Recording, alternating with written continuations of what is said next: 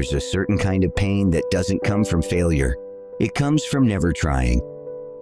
Eddie wakes up late these days, not because he's lazy, but because it hurts to face the morning. He's between jobs, again. Sometimes he finds short gigs. He checks his bank account more than his messages. Most days, Eddie just sits and thinks about all the time he wasted. He used to dream, but now he scrolls, watches others live the life he was too afraid to chase. And the worst part? He had the chance. He really did.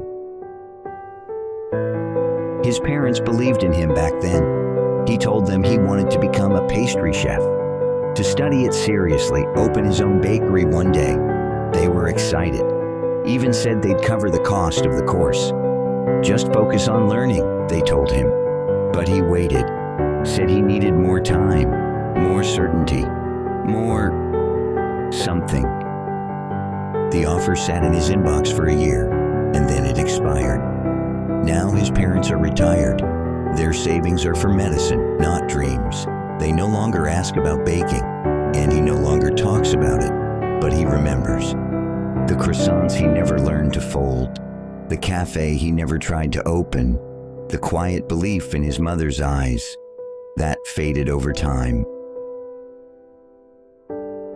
One afternoon, walking home from yet another rejection, Eddie passed a man, maybe 60, holding a camera and smiling as he takes photos of trees. Just a quiet joy in his face. No pressure, no audience.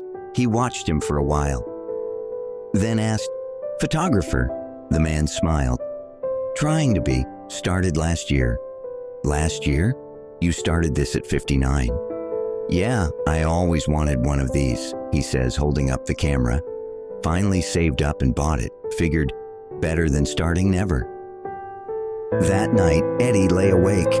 No shame this time, just stillness. And a quiet whisper inside that said, "It's not too late if I begin now." He checked his savings. It wasn't much, but maybe enough. He found a basic pastry class. No certificate, no glamour, but real.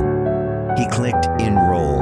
It started small. Butter and mistakes, overcooked crusts, trembling hands when the instructor walked by. But he kept going. He studied F&B business late at night. He practiced in silence. He started small, selling pastries door to door, taking pre-orders from neighbors, delivering boxes himself. Some days he broke even, some days he didn't. But he didn't stop. One evening, a customer messaged him, said the tart reminded her of her grandmother, asked if she could meet him, said she was helping small F&B startups, and liked his work. She wasn't a big investor, but she believed in what he was building. A few months later, Eddie opened a tiny pastry and coffee shop. Not fancy, not famous, just his. He bakes in the morning, watches people smile when they take their first bite. No one claps, no one cheers, but he finally feels at peace. He's not trying to catch up anymore. He's just doing the work, living the life he once waited too long to begin. It's okay if you made mistakes. You can't change the past, but you can choose what you do now. Yesterday is a lesson. Today is a gift. Start where you are and give it your heart.